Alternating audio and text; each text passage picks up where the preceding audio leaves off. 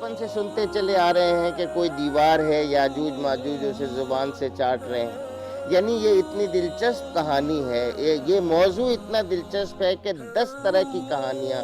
اس پہ بنی ہوئی ہیں۔ قرآن مجید نے جو بات بیان کی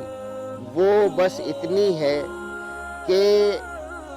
ایک ایسی جگہ ذوالقرنین پہنچا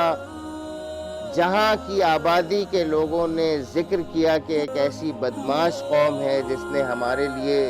جینا دوبھر کر رکھا ہے۔ یہ 2 پہاڑوں کے درمیان اگر دیوار بن جائے، رکاوٹ بن جائے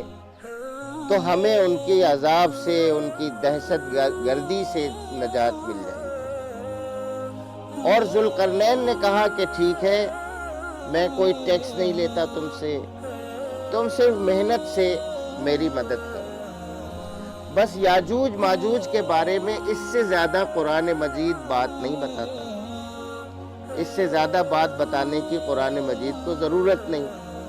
باقی قصے کہانیاں سب پچھلی کتابوں سے، کچھ بائبل سے، کچھ پرانی بائبل جو ہے وہ بہرحال پچھلی تاریخ کے کچھ اشارات تو رکھتی ہے، تو وہاں ایسی قوموں کی کچھ ذکر ملتا ہے جو غارت گری کا پیشہ ہی رکھتی، لیکن غارت گری تو جو ہے وہ آج تک جاری ہے۔ تو ہر دور میں وہ بڑے بڑے جید علماء نے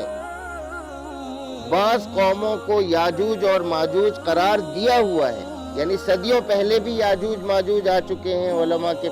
مطابق۔ برطانوی دور میں بھی بعض بڑے علماء نے کہا کہ یہی اصل میں یاجوج و ماجوج ہیں۔ آج ہو سکتا ہے کوئی بیٹھ کر کہے کہ چینی یاجوج اور ماجوج ہیں، لیکن حقیقت یہ ہے کہ یہاں یاجوج اور ماجوج کے ذکر میں پھنس جانا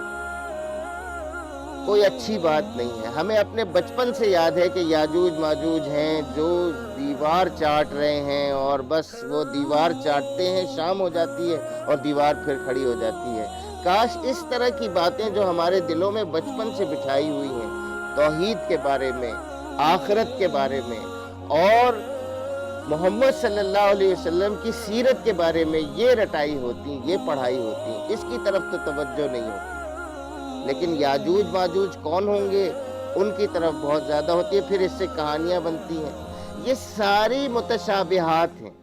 یہ ساری وہ باتیں ہیں جن کے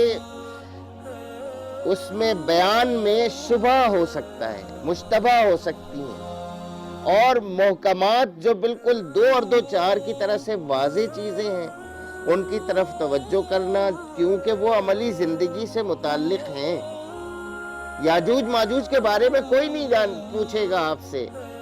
کہ آپ اس کے بارے میں کیا جانتے تھے، اس سے زیادہ بس کہ یہ آپ نے پڑھا تھا۔ اور اس سے پیغام تو یہ ہے کہ کوئی شرپسند قوم ہو، کوئی دہشت گرد قوم ہو، تو انسانوں کو اس کے شر سے بچانے کے لیے وہاں رکاوٹ بناؤ۔ اس زمانے میں لوہا تھا، لوہے سے رکاوٹ بنا دی گئی، تانبے سے رکاوٹ بنا دی